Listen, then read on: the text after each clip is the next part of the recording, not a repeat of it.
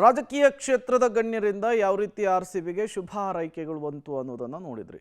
ಇನ್ನು ಬೇರೆ ಬೇರೆ ಕ್ಷೇತ್ರದವರು ಕೂಡ ಇದೇ ರೀತಿ ಕಂಗ್ರಾಟ್ಸ್ ಹೇಳುವಂತಹ ಕೆಲಸವನ್ನು ಮಾಡಿದ್ದಾರೆ. ಫಲಿಸಿತು ಕೋಟ್ಯಾಂತರ ಜನರ ಹರಕೆ. ಆರ್ಸಿಬಿ ಗೆಲುವಿಗೆ ಗಣ್ಯರಿಂದ ಅಭಿನಂದನೆಗಳ ಸುರಿಮಳೆಯೇ ಆಗ್ತಾ ಇದೆ. ಈ ಸಲ ಕಪ್ ನಮ್ದು ಅಂಥೇಳಿ ಎಬಿಡಿ ಟ್ವೀಟ್ ಅನ್ನು ಮಾಡಿದ್ದಾರೆ. ಪಾಟೀದಾರ್ ಪಡೆದ ಕ್ರಿಕೆಟ್ ದೇವರು ಸಚಿನ್ ಕೂಡ ವಿಶ್ ಮಾಡಿರುವಂಥದ್ದು. ರಾಬಿನ್ ಉತ್ತಪ್ಪ ಅವರಿಂದಲೂ ಕೂಡ ಆರ್ಸಿಬಿಗೆ ಗೆಲುವಿನ ಶುಭಾಶಯ.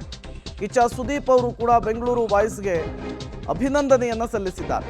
ಅಶ್ವಿನಿ ಪುನೀತ್ ರಾಜ್ಕುಮಾರ್ ಅವರು ಕೂಡ ಆರ್ಸಿಬಿಗೆ ಕಂಗ್ರಾಟ್ಸ್ ಹೇಳಿದ್ದಾರೆ. ಕೋಟ್ಯಾನುಕೋಟಿ ಜನರ ಹರಕೆ, ಆಸೆ, ಕಾಯುವಿಕೆ, ಅದಕ್ಕೆ ನಿನ್ನೆ ಉತ್ತರ ಸಿಕ್ಕಿದೆ.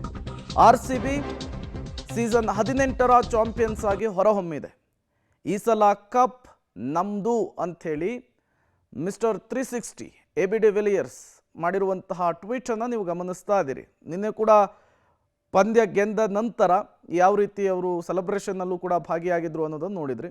ಇನ್ನು ಸಚಿನ್ ತೆಂಡೂಲ್ಕರ್ ಕೂಡ ಟ್ವೀಟ್ ಮಾಡಿರೋದನ್ನು ಗಮನಿಸ್ತಾ ಇದ್ದೀರಿ. ಕ್ರಿಕೆಟ್ ದೇವರು ಅವರು ಆರ್ಸಿಬಿಗೆ ಕಂಗ್ರಾಟ್ಸ್ ಹೇಳುವಂತಹ ಕೆಲಸವನ್ನು ಮಾಡಿದ್ದಾರೆ. ಜೊತೆಗೆ ಯುವರಾಜ್ ಸಿಂಗ್ ಮಾಜಿ ಕ್ರಿಕೆಟಿಗ, ಇವರು ಕೂಡ ಆರ್ಸಿಬಿ ಟೀಮ್ಗೆ ಕಂಗ್ರಾಟ್ಸನ್ನು ಹೇಳಿದ್ದಾರೆ, ಅಭಿನಂದನೆಯನ್ನು ಸಲ್ಲಿಸಿದ್ದಾರೆ. ಈ ರೀತಿ ಸಾಲು ಸಾಲು ಕ್ರಿಕೆಟರ್ಸ್ಗಳು ಕೂಡ ಟ್ವೀಟ್ ಮಾಡುವ ಮೂಲಕ 18 ವರ್ಷಗಳ ಬಳಿಕ ಕಂಡ ಕನಸು ನನಸಾಗಿದ್ದಕ್ಕೆ ಕಂಗ್ರಾಟ್ಸ್ ಹೇಳಿರುವಂಥದ್ದು. ಇನ್ನು ಕಿಚ್ಚ ಸುದೀಪ್ ಅವ್ರು ಮಾಡಿರುವಂತಹ ಟ್ವೀಟನ್ನು ಕೂಡ ಗಮನಿಸ್ತಾ ಇದ್ದೀರಿ.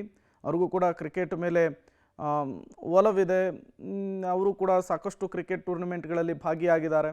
ಅವರು ಕೂಡ ಬೆಂಗಳೂರು ಬಾಯ್ಸ್ಗೆ ಕಂಗ್ರಾಟ್ಸ್ ಮಾಡಿರುವಂತಹ ವಿಜುವಲ್ಸನ್ನು ಟ್ವೀಟನ್ನು ಗಮನಿಸ್ತಾ ಇದ್ದೀರಿ. ಇನ್ನು ಅಶ್ವಿನಿ ಪುನೀತ್ ರಾಜ್ಕುಮಾರ್ ಅವರು ಕೂಡ ಕನ್ನಡದಲ್ಲಿಯೇ ಟ್ವೀಟ್ ಮಾಡಿದ್ದಾರೆ. ನಮ್ಮ ತಂಡ ನಮ್ಮ ಗೆಲುವು ಅಂಥೇಳಿ ಅವರು ಬರೆದುಕೊಂಡು ಆರ್ಸಿಬಿ 18 ವರ್ಷಗಳ ಬಳಿಕ ಕಪ್ ಗೆದ್ದಿದ್ದಕ್ಕೆ ಹರ್ಷವನ್ನು ವ್ಯಕ್ತಪಡಿಸಿದ್ದಾರೆ. ಅದನ್ನು ಸಾಮಾಜಿಕ ಜಾಲತಾಣ ಎಕ್ಸ್ನಲ್ಲೂ ಕೂಡ ಶೇರ್ ಮಾಡಿದ್ದಾರೆ.